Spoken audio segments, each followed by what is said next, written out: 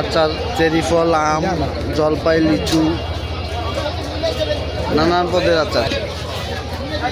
এই যে বাহারি রঙের আচার, আমড়া আচার, তেঁতুল আচার, রসুন আচার, জলপাই আচার, বড়ার আচার, তারপরে নানান পদের টক, ঝাল, মিষ্টি, চালতার আচার।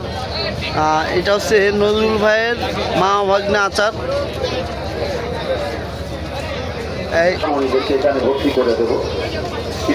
এই যে হচ্ছে সুন্দর সুন্দর মুরব্বা, পিনাট বার, তারপরে এই যে রয়েছে আপনার বিভিন্ন রকম বাদাম মিক্স, অর্থাৎ কিশমিশ 10 পদের বাদাম মিক্স করা আছে। এই বিভিন্ন পদের আচার রয়েছে।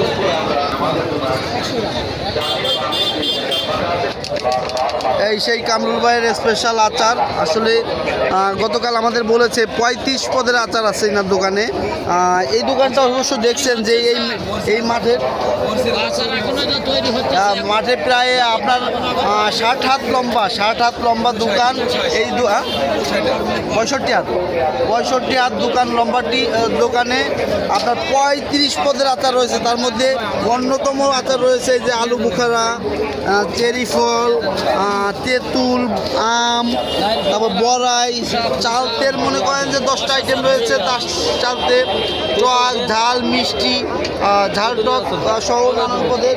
এবং ওখানে দেখতেছেন এই যে বাহারি রঙের সাজানো রয়েছে। আসলে দোকানটি দেখলেই চিনবেন। আর এই দোকানের প্রোপাইটার এই যে কামরুল ভাই এখানে বসা। তো এইবার বেচা কিনা কেমন? মোটামুটি মানে আশানুরূপ একটু কম। ও আচ্ছা, না আজকে আগামীকাল এবং পরশুদিন ইনশাল্লাহ বেচা কিনা ভালো হবে বেশি।